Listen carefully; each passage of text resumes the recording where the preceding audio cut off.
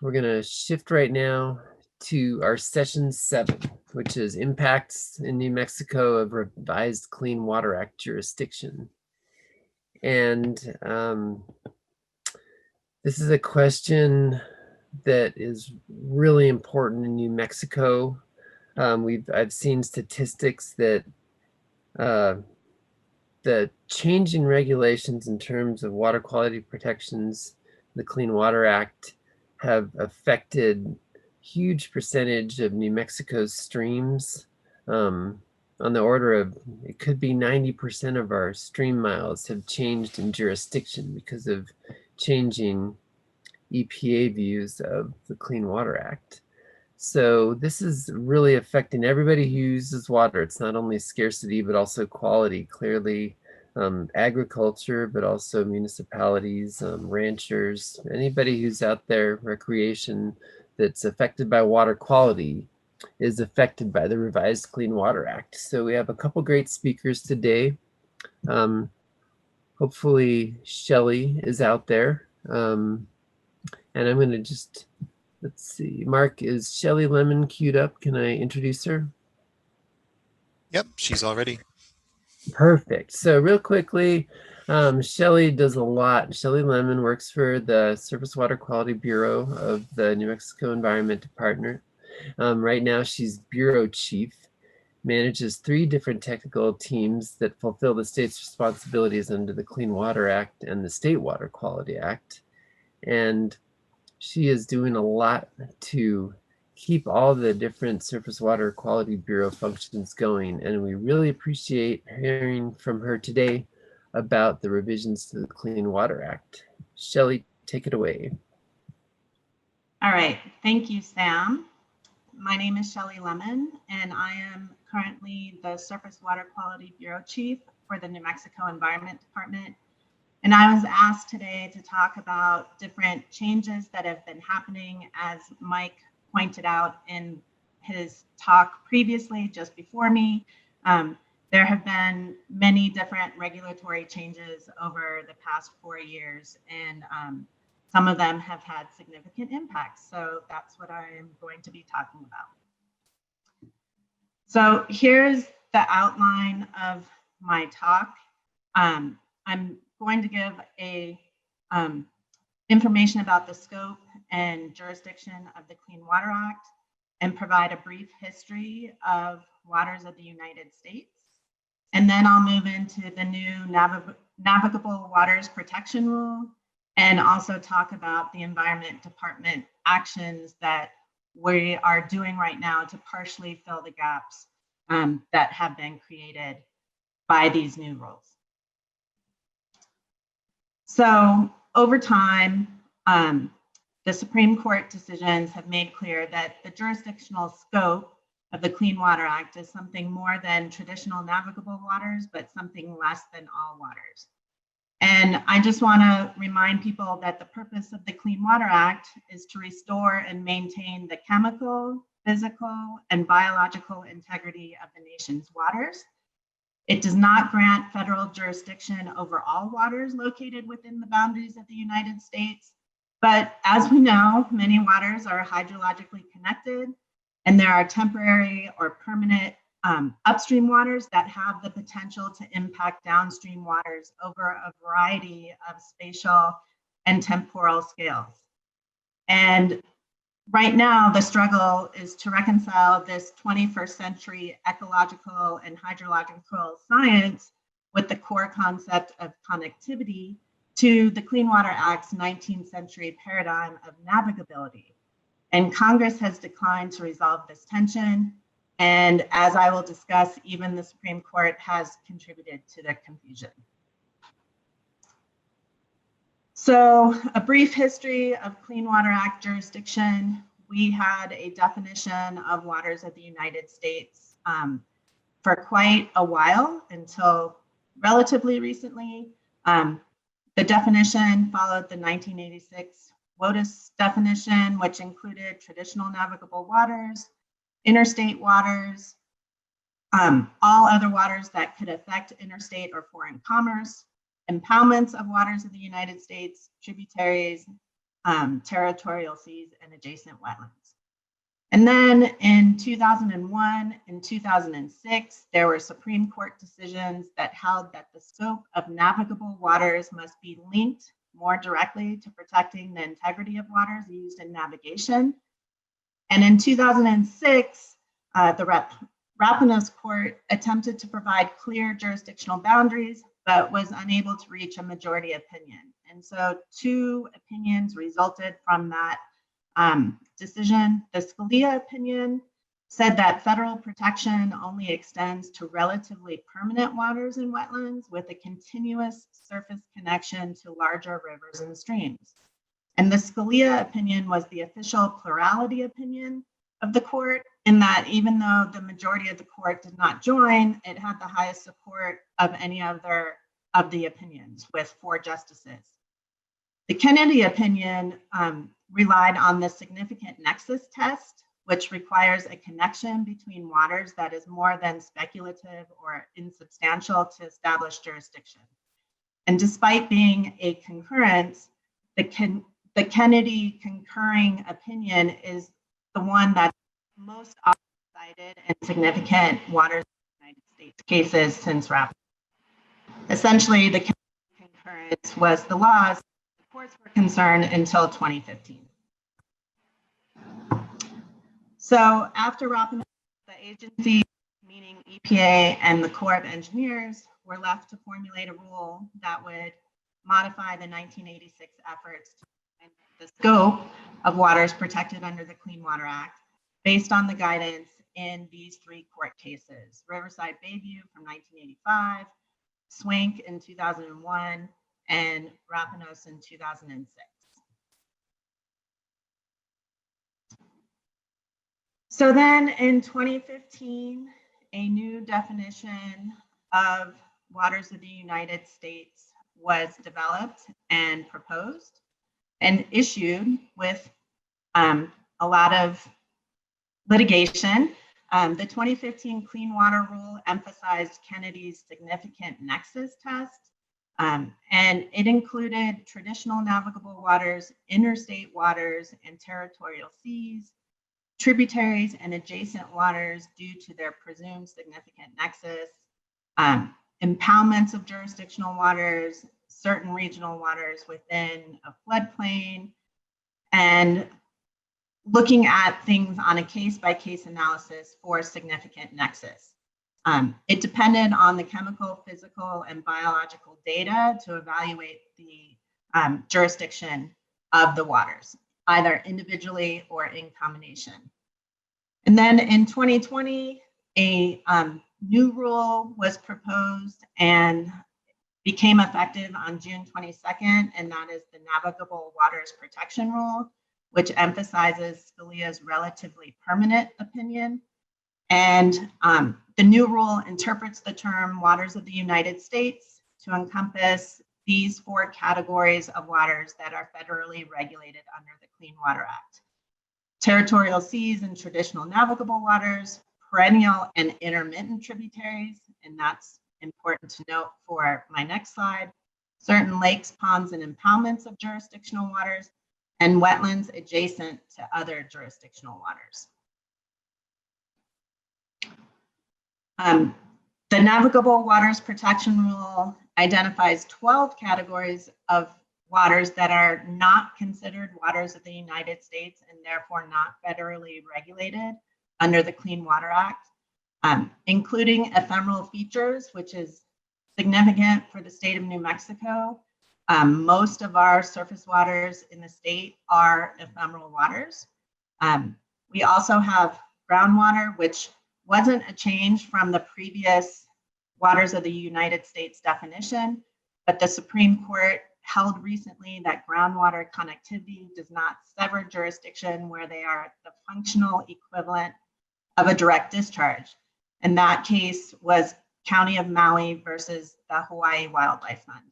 So groundwaters, if there is a functional equivalent to a direct discharge, it could be regulated.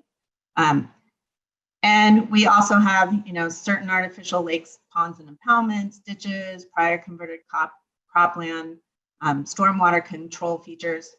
Those were excluded, as well as wetlands that do not meet jurisdictional conditions, even if the surface connection is artificially broken.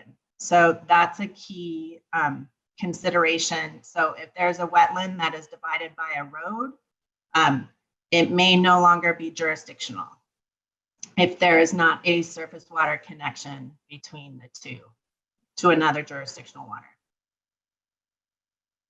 So critical impacts to the state of New Mexico from this new rule. Like I said previously, a majority of our surface waters are ephemeral. Less than 7% of New Mexico's streams are perennial, leaving most of the waters in our state subject to pollution threats under this new rule, including important interstate streams like the Rio Costilla in the Valle Vidal, the Gila River in the southwestern portion of the state. And in addition, many of our perennial streams and intermittent streams are interrupted and therefore may not be subject to Clean Water Act protections because that surface water connection is broken. And we also have ephemeral water bodies that are drinking water sources. So those drinking water sources are now under threat. And this slide presents some of the important estimations that the department has looked at. 89% or more of stream miles are non-jurisdictional. That's because 88% or 89% of our waters are ephemeral. Up to 50% of perennial and intermittent streams may be non-jurisdictional because of those interruptions. Of course, 100% of our ephemeral streams are not jurisdictional. 70% or more of our wetlands may not be jurisdictional because of that clause that, you know, if there's an artificial divide that prevents that surface connection, then the wetland is no longer jurisdictional. And then we have, you know, a large majority of NPDES permits that may no longer be needed because where they are discharging is no longer jurisdictional. So over the past year, we've kind of had a trifecta of Clean Water Act new rules come into play. As I was talking about, the Navigable Waters Protection Rule, which became effective in on June 22nd, has huge implications for ephemeral deregulation, and we've already received complaints from the public about the impact of or from ephemeral alterations. We also had the Clean Water Act Section 401 certification rule be revised, and that rule is effective September 11th. And we're still trying to figure out what that means for the state, for the department. And we're concerned about state conditions that may no longer apply under the new rule. And recently, the Corps issued nationwide permits for Clean Water Act Section 404 dredge and fill activities.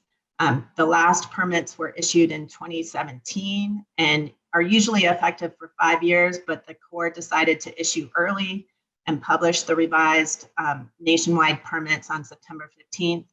And I will point out that that public comment period is still open and the public can submit comments to the docket until November 16th. So what is the Environment Department doing to help at least learn more about the impacts or help fill the gaps? We entered into multi-state litigation over the Navigable Waters Protection Rule. We also entered into multi-state litigation over the changes of the Section 401 state certification rule. We hired a contractor to do an NPDES gap analysis to evaluate where the state is deficient, where we already have rules and regulations in place, and the funding and resources required to assume authority over the NPDES program in New Mexico. We are certainly commenting on and going to be certifying the proposed nationwide permits. We're involved in the Water Data Initiative and a data challenge, which you may have heard Stacy Timmons talking about yesterday. We are involved in the National Streamflow Duration Study, which is helping to implement the Navigable Waters Protection Rule. And the Surface Water Quality Bureau actually has a hydrology protocol that is a similar type of idea. It basically helps to determine if a stream is ephemeral, intermittent, or perennial. We're investigating the potential to enter into memorandums of understandings with the Corps and EPA regarding 401 certifications. So we, the federal agency and the state agency understand the process and timelines that we agree to. And we're also coordinating with a variety of stakeholders to discuss water challenges and potential actions. The Navigable Waters Protection Rule is not rebalancing the relationship between states and the federal government, which the Clean Water Act does envision. It's essentially punting the environmental protection to the states, and some states like New Mexico do not have the infrastructure right now. We're not equipped to adjust for those immediate gaps. So we're trying to work on it, but it's not going to be an immediate solution. And with that, I believe I have a couple minutes for questions, and I provided my contact information along with my boss, Rebecca Roos, who is the Water Protection Division Director, and she'll be talking later today about produced water. And John Verheuel is our Assistant General Counsel, who has been doing the work for us on the legal end. So if there's any legal questions, John, you should contact John to discuss. Q&A. Okay, so number one, can you say more about the number and kind of complaints from the public regarding the impact from ephemeral alterations? We've received complaint calls about people filling in arroyos with dirt and other debris. We've gotten, with storm events, people are saying that their roads are getting flooded and clogged out. Culverts have gone awry, or if they're damaged in any way, there's no regulation to to work on that. So, sorry, my dog is seeing some people outside.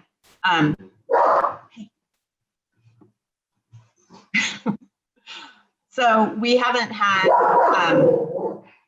a significant amount of problems. Oh my goodness, dog. Sorry about this.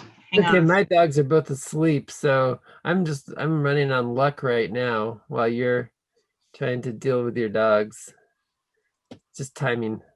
Okay, so I put him outside. Maybe he'll stay outside.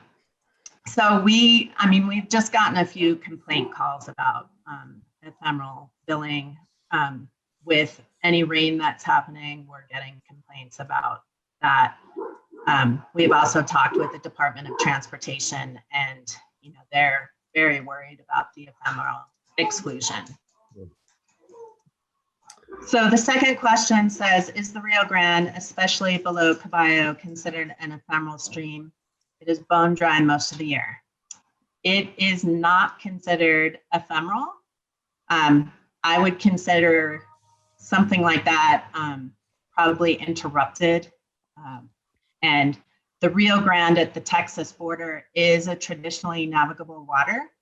So if there is a surface connection to the TNW at the Texas border in any given year, then it would be considered jurisdictional. So the Rio Grande is still jurisdictional in that area. And Justin Riggs, who is going to be talking after me, may have some more comments on that. Okay, the last question, can the New Mexico legislature provide the Environment Department with the ability to replace the diluted rules? If yes, what action is being taken? We can not replace the federal rule. What we can do is put in state regulations and statute to help protect surface waters of the state. And the state actually has a more stringent or more protective definition of surface waters of the state. However, we do not have a regulatory program to regulate discharges to surface waters of the state. Right now, the federal government regulates those discharges, and they are federal permits under the Clean Water Act, not under the State Water Quality Act. And so that is the question. You know, we are investigating what gaps we have currently as far as regulations and statute that we may need to change or implement. And also, what are the resources required in order to take those programs from the federal government and actually implement them at the state level? So obviously, it will take people and resources and time to implement. So we are looking into that.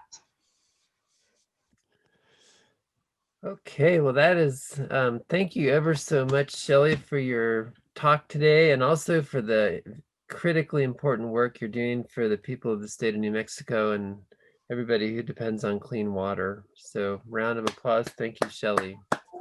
Thank you, Sam. I appreciate it.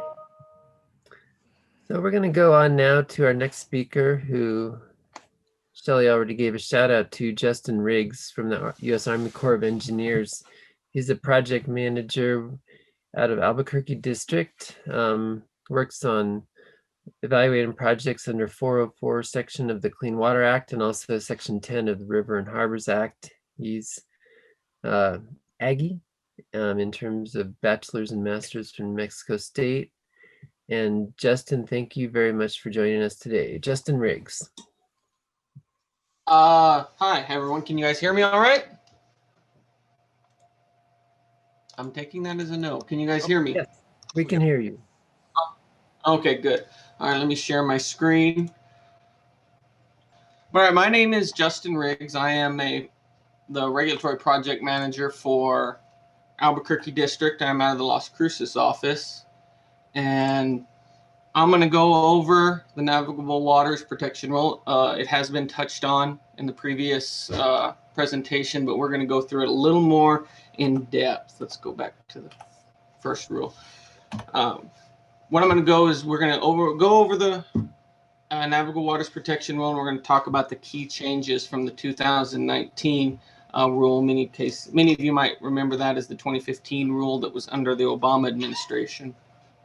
So under the new rule, we do have only 4 categories. They were touched on before. If you remember from the Obama administration's 2015 rule and the 1986 rule, there was 8 jurisdictional waters. Today we have 4: territorial seas and traditionally navigable waters, tributaries, the new one, lakes and ponds and impoundments of jurisdictional waters, and adjacent wetlands. The key changes, again, I mentioned there used to be 8 categories of jurisdictional waters. Now we have 4, but the addition of the 12 categories of excluded waters, waters that are not jurisdictional. The big thing is they combined, under the categories of jurisdictional waters, they combined traditionally navigable waters and the territorial seas. Those were both jurisdictional. Under the other 2 rules, they were just in separate categories. Currently, they are combined into one.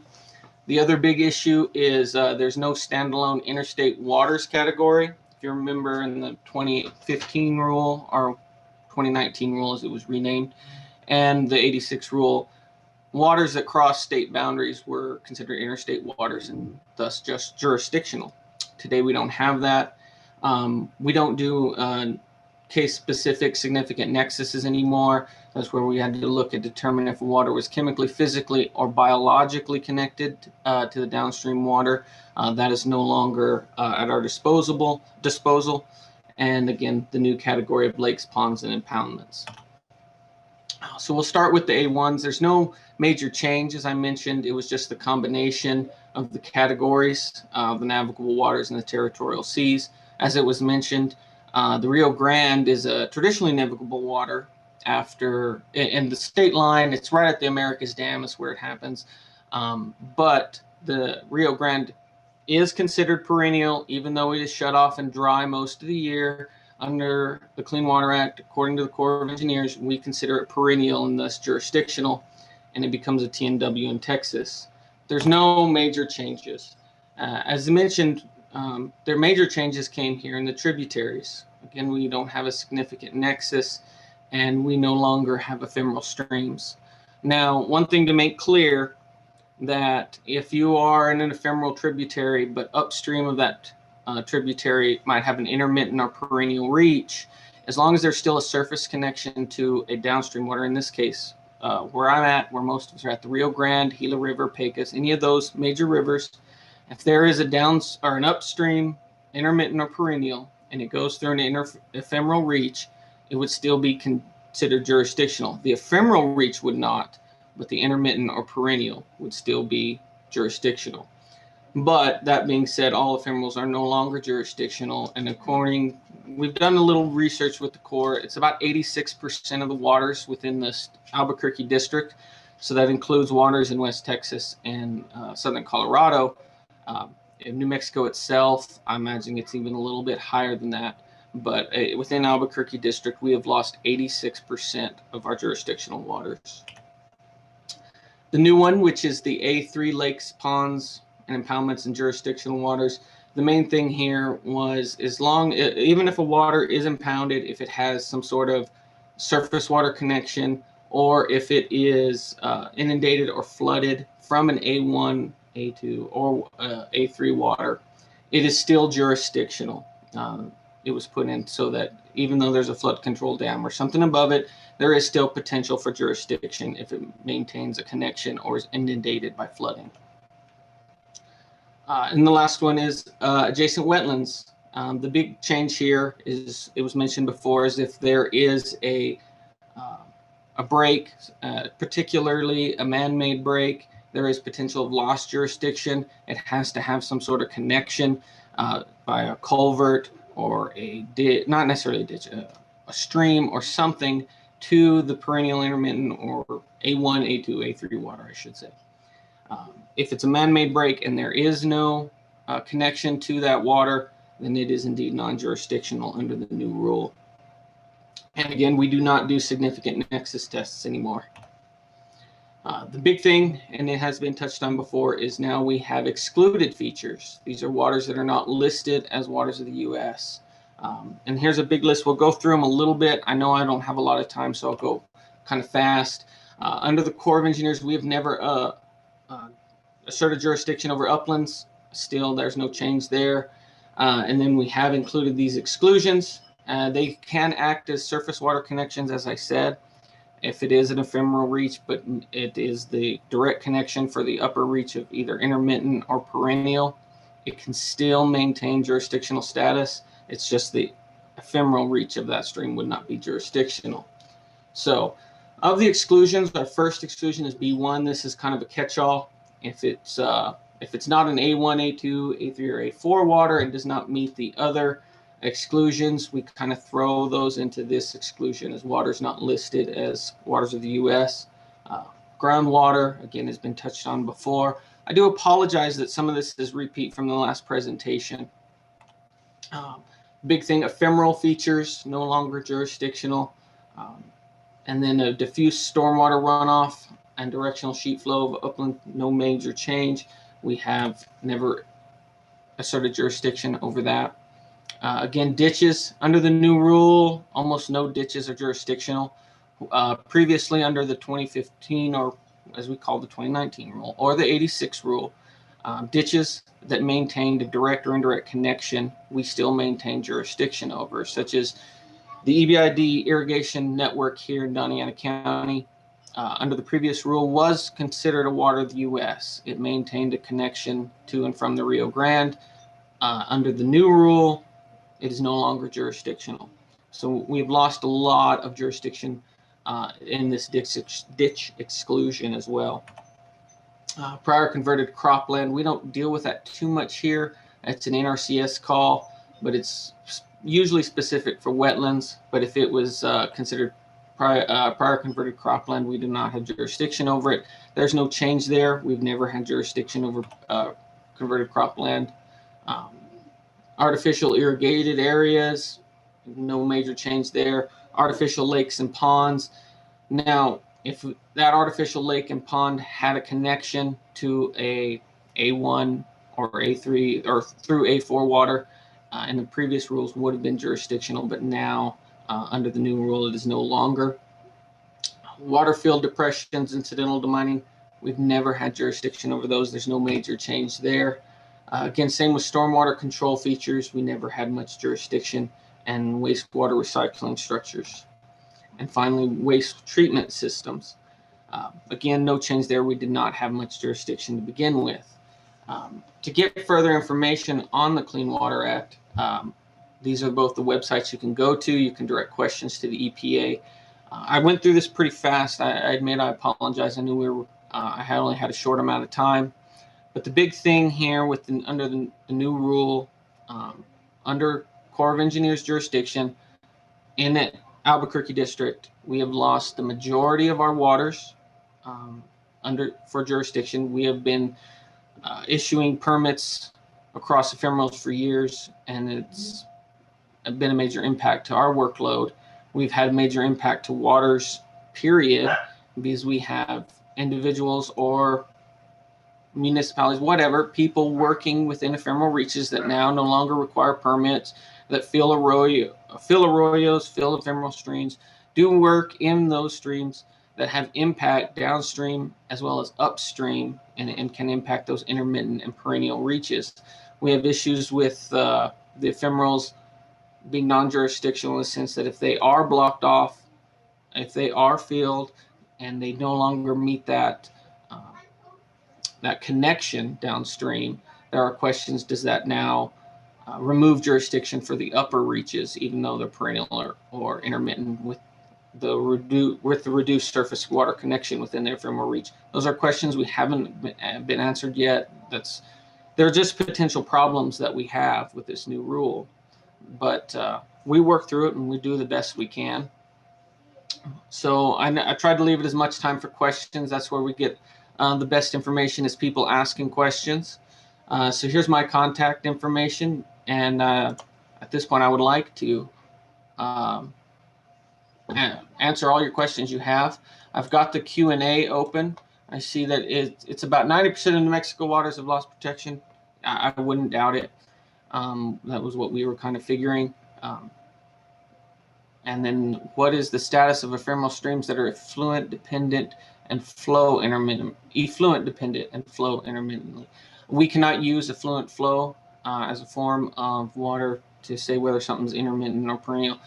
We have to go by the definition. If it's a natural flow is from rainstorm or precipitation event, and that's the only major form of water, we would assume that's ephemeral. Even if it has effluent flow, we would not consider that, because effluent flow can always be cut off and is not considered a permanent type of flow, so we cannot consider it. What is oh, that's the same question. Do we have any other questions? Please hit me up. Could you say anything about the changes to nationwide permits that were proposed in September? Yes, we have a lot of changes, some good, some bad.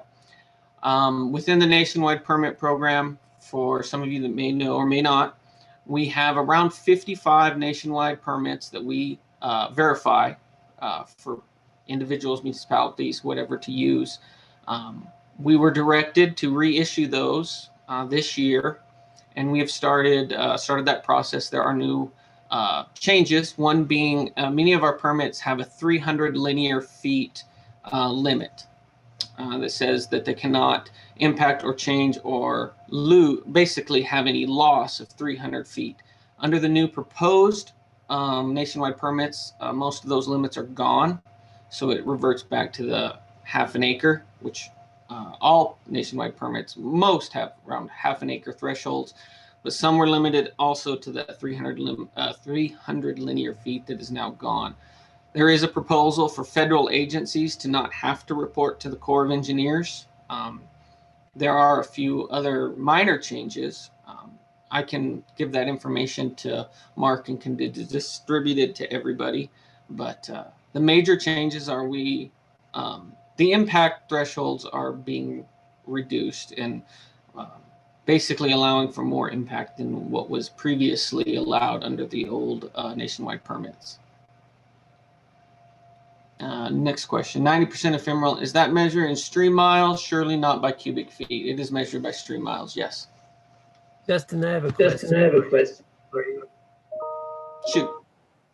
I'm wondering, where do you think, I'll turn off my mic, get rid of the feedback in a second, but where do you think the state really needs to step in? Like if you were going to give a priority item for the state of New Mexico, there's a lot of things they could do, but where do you think they need to step in? Either things that the federal role has been limited, or you see that really needs some action?